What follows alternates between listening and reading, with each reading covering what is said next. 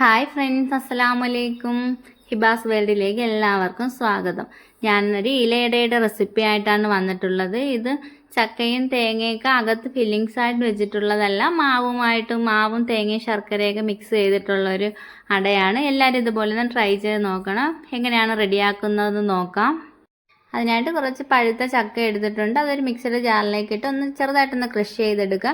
ഞാൻ എടുത്തിട്ടുള്ളത് വരിക്കച്ചക്കയാണ് കേട്ടോ. അപ്പം വരിക്കച്ചക്കയിൽ നമ്മൾ സാധാ കൂഴച്ചക്കയില്ലേ, അതിനകത്ത് റെഡിയാക്കി എടുക്കാവുന്നതാണ്. ക്രഷ് ചെയ്തിട്ടുള്ള ചക്ക നമുക്കൊരു ബൗളിലേക്ക് ഇട്ട് കൊടുക്കാം. അതിനുശേഷം ഒരു ചെറിയ ബൗള് തേങ്ങ ഇട്ട് കൊടുക്കുന്നുണ്ട്. അതേ ബൗളിൽ തന്നെ ഗോതമ്പ് മാവ് എടുക്കുന്നുണ്ട് കേട്ടോ. ഗോതമ്പ് മാവോ അരിമാവോ നിങ്ങളുടെ കയ്യിൽ ഏത് മാവോ ആണ് ഉള്ളത് അതിട്ട് നമുക്ക് റെഡിയാക്കി എടുക്കാവുന്നതാണ്. ഞാൻ ഗോതമ്പ് മാവാണ് എടുത്തിട്ടുള്ളത്.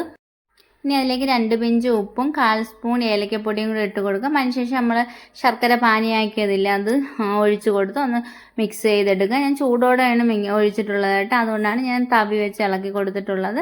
അതിനുശേഷം അത് തണുത്ത് കഴിഞ്ഞിട്ട് കൈ വെച്ച് നന്നായിട്ട് ഇളക്കി യോജിപ്പിച്ചെടുക്കുന്നുണ്ട്. ഈ വാഴയെല്ലാം ക്ലീൻ ചെയ്തെടുത്തിട്ടുണ്ട്. അതിലേക്ക് ഒരു ചെറിയ ഉരുള മാവെടുത്തതിന് ശേഷം നമുക്ക് കട്ടി കുറച്ച് ആ ഇലയിലേക്ക് ഒരു സൈഡിൽ പരത്തി കൊടുക്കാവുന്നതാണ്. അതിനുശേഷം നമുക്ക് ഇല മടക്കി എടുക്കാം. ബാലൻസ് ഉള്ള മാവുകളെല്ലാം ഇലയിൽ ഇതുപോലെ പരത്തി എടുത്തതിന് ശേഷം ഒരു ഇഡ്ഡലിത്തട്ട് അടുപ്പത്ത് വെച്ച് കൊടുത്ത് അതിലേക്ക് വെള്ളം ഒഴിക്കാം. വെള്ളം തിളച്ച് വരുമ്പോൾ നമ്മൾ പരത്തി വെച്ചിട്ടുള്ള ഇലയിടയില്ലേ എല്ലാം അതിലേക്ക് പറക്കി വെച്ച് കൊടുത്ത് ഒരു 20 മിനിറ്റ് ആവിയിൽ വേവിച്ചെടുക്കാവുന്നതാണ്. ചക്കയും തേങ്ങയും ശർക്കരയും ഫില്ലിങ്സ് ആയിട്ട് വെച്ചിട്ടുള്ള ഒരു ചക്കയുടെ റെസിപ്പി ഞാൻ മുന്നേ അപ്ലോഡ് ചെയ്തിട്ടുണ്ട്. കാണാത്തവരുണ്ടെങ്കിൽ പോയി ഒന്ന് കണ്ട് സപ്പോർട്ട് ചെയ്യാൻ മറക്കല്ലേ.